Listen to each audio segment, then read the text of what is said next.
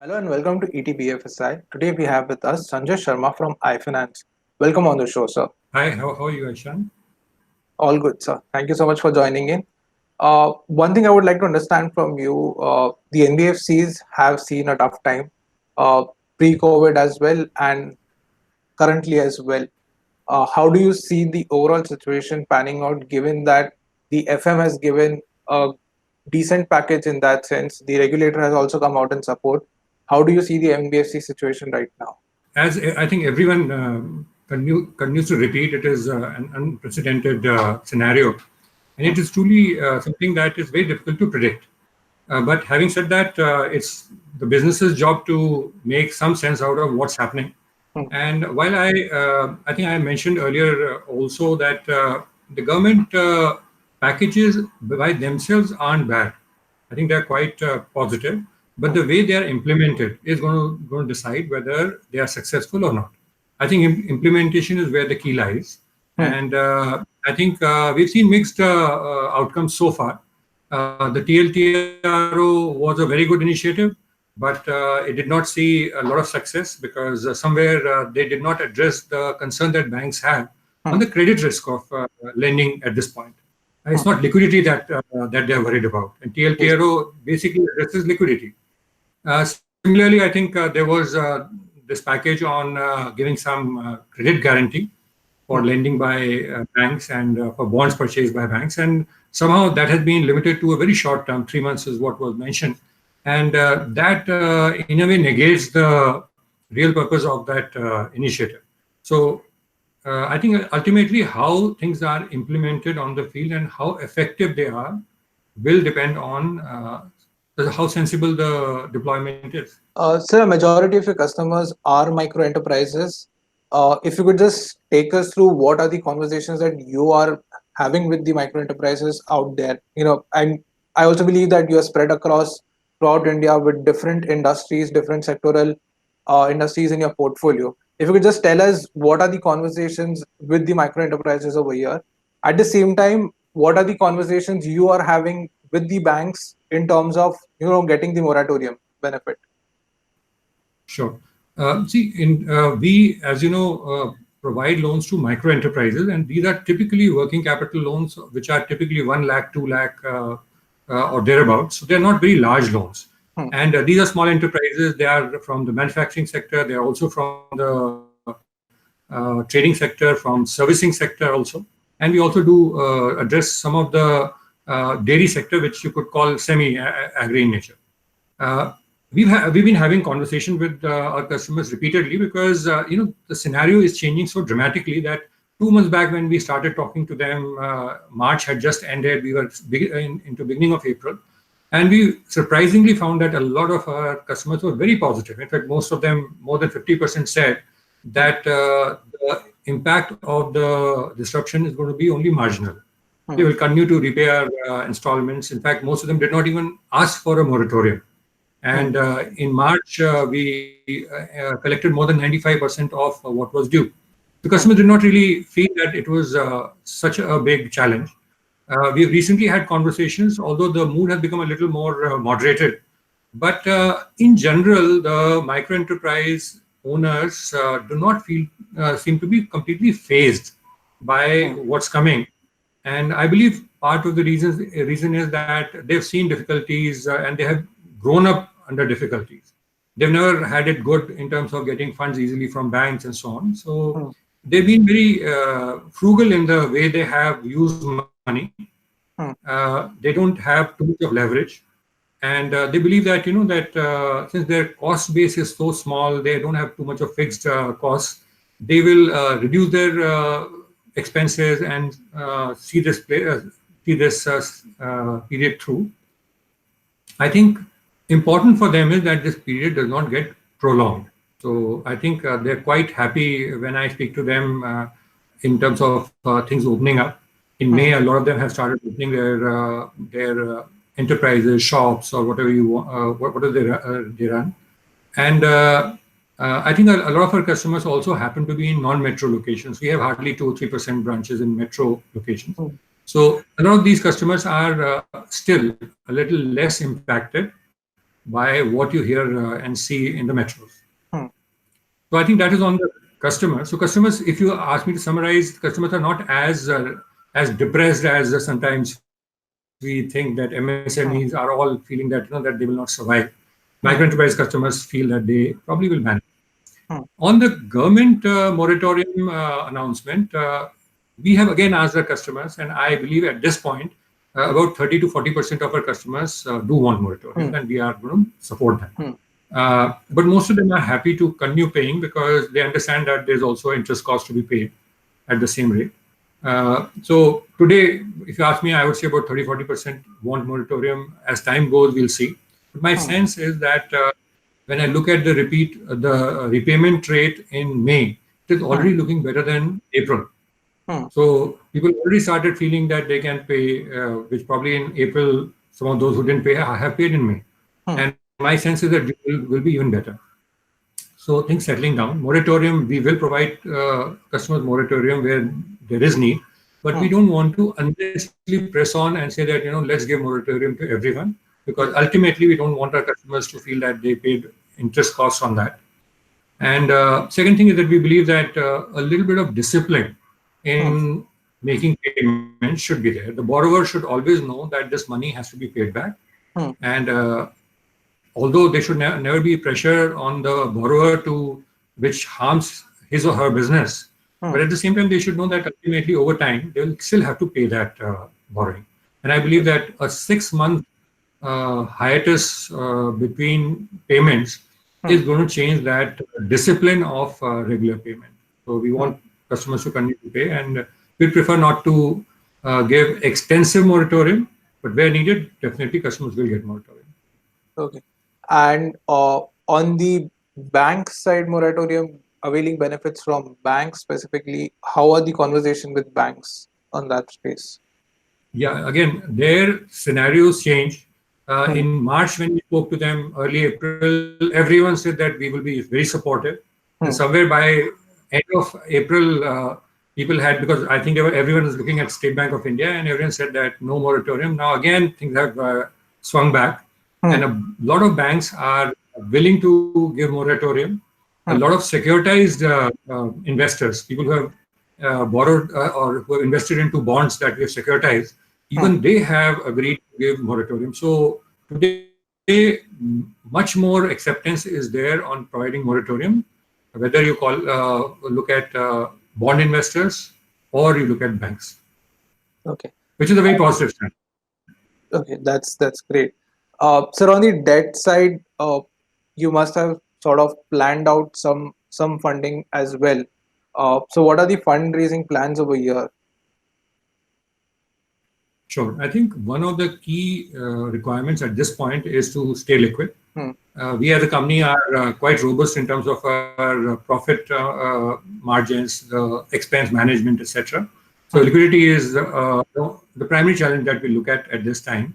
Hmm. And first thing is that right from the beginning of this calendar year itself, Hmm. we had started maintaining higher amounts of liquidity because I think even last year was not a very positive year for Yes.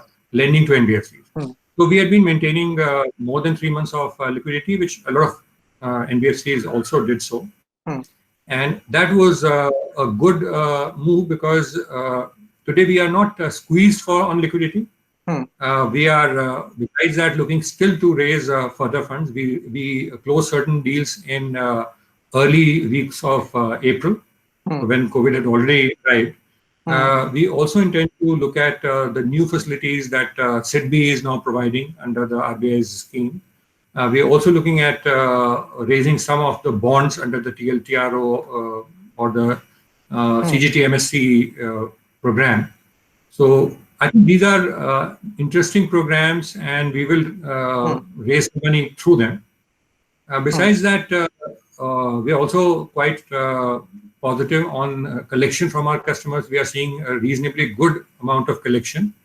Hmm. We are seeing collections in March, definitely April also, and May is also looking good. Hmm. So I think there's a fair amount of money that is getting returned to us through the repayments by the customers also. So repayments, raising further debt debt through our existing debt providers, and looking at Hmm. new lines like SIDBI's line and the TLTRO bonds, etc., is what we will focus on. Okay. So coming on to the collection side, what are the key learnings over here? One specifically that. Second, is there a sectoral impact in collections? Like you're seeing collections from one particular industry and not from one particular industry. And third, in the collections aspect only, how you know, uh, amidst this whole economic slowdown phase and this COVID era, how do you think the collections infrastructure can be ramped up more, including more processes? And what is the strategy with collection that iFinance uses right now? You're very right that different clusters and different businesses will feel the impact differently.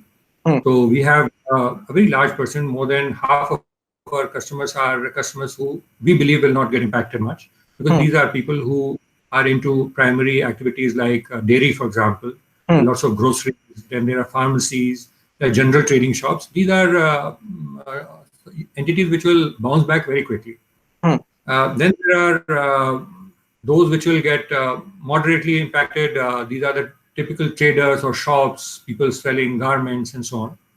hmm, And finally, the ones that will get impacted the most, which is a very small segment, but these are the manufacturing entities where they manufacture something. And because their need for working capital also is a little larger, their dependence on number of employees or laborers hmm, is more. So I think they will probably get impacted more. So we have done our cluster-wise look into which hmm, clusters will get more impacted and which ones will get less impacted. The approach for collection as well as for credit hmm, is going to go along these lines. So on collection, we are one of the rare new age NBFCs hmm, that uses a lot of technology and a lot of data science tools to model who's likely to default, what is the likely chance that after default the person will move into the next bucket, and so on. But at the same time, we also have presence in branches. We are spread across 173 branches, and every branch has a collection team separate from the originating team. hmm, And this is a big strength at this point because we are there on the field, we are present there. We get 95% of our payments through the digital mechanism, which is ACH. hmm, But even after that, there still remains a reasonable number of cases to still collect, and the field collection team is there. Now, approaches on the field collection, we don't want to use any hard collection tactics. We have never used them, and I think we believe that hard tactics only destroy relationships, and we are here to build relationships with the customers. hmm, So I think we've always been quite fair with customers, quite and customers have a lot of comfort with the way they deal with us. This is something that we have learned from the MFI industry, where I think the collection is always well balanced. hmm, So that is one. But at the same time, we also bring in the expertise of using the data science tools. We have a automated system that helps allocate cases to people, keeps track of how many promises have they kept and how many promises have they taken. So the method is very modern and uses hmm, a lot of technology, but the approach is still very person and relationship based, and that will hmm, continue to remain. Our customers, as I told you, already are making a very good effort in making payments, and they made a fairly substantial amount of payment in May. And we believe that for them, this relationship is important because they don't have too many places where they can borrow at such attractive rates and such in an organized manner. hmm. So I'm sure that they will try to maintain that relationship. Okay. So on the fresh disbursals, how is it that you all manage it from starting from the lockdown till now? Uh, has the amount of fresh disbursal gone, or you're still in that wait and watch mode right now? Honestly, today we are in a bit of wait and watch. Hmm, It's not wait and watch. I would say we are in a wait mode hmm, because we know what exactly we want to do. hmm, But right now, disbursements have been stopped. So we didn't disburse anything in April, and nor are we disbursing anything in May. hmm, But after that, we will start looking at selectively. A lot of our customers look for repeat loans after they have come close to ending their overall loan. They hmm, want the next loan to further buy raw material or buy machinery or for their businesses. So that we will look at because these are customers that have stayed with us. We have seen them repay in a timely manner. Also, for new businesses, we will look at areas where businesses have completely stabilized, businesses of micro enterprises. And there are Hmm. segments where the effect of this disruption is far lesser. There are lots of our branches in green zones, so we will start looking at them. But Hmm. today, I think the need primarily is to first look at our repeat customers and then look at Hmm. further new business.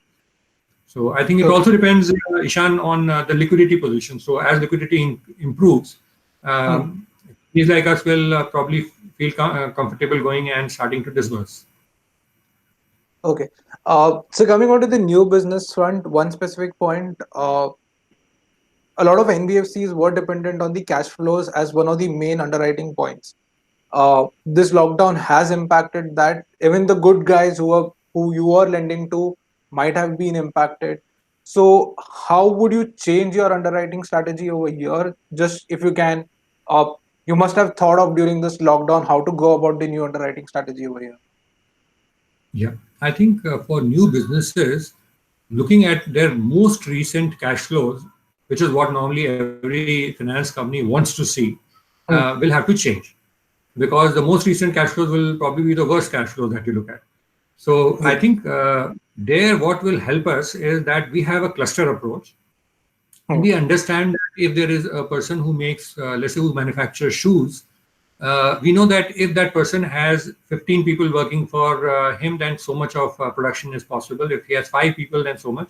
So depending Hmm. on how he is set up. So if I went to a shoe manufacturer and he said that I used to have 15 people, but now I have three, then I Hmm. would be concerned, because that labor cannot just appear overnight.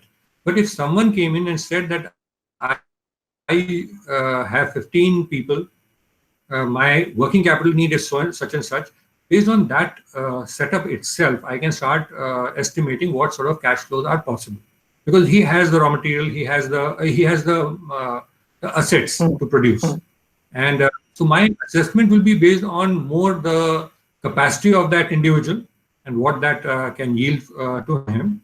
Obviously, we will not be lending at the levels that we used to lend. Earlier, if someone used to get 1.5 lakhs, he may only get 1 lakh, Hmm. but it will be adequate enough for him to start. Everyone has to be patient. You can't say that, oh, just want to ramp up my business to the same level as it was. Everyone Hmm. will have to take some time. Everyone will have to tighten their belts. Everyone will have to live with a little less, and see this period through. And maybe 6 months down the line, or more, probably business will be back to where they were. Okay. All right, sir. Thank you so much for those great insights. We wish you all the best.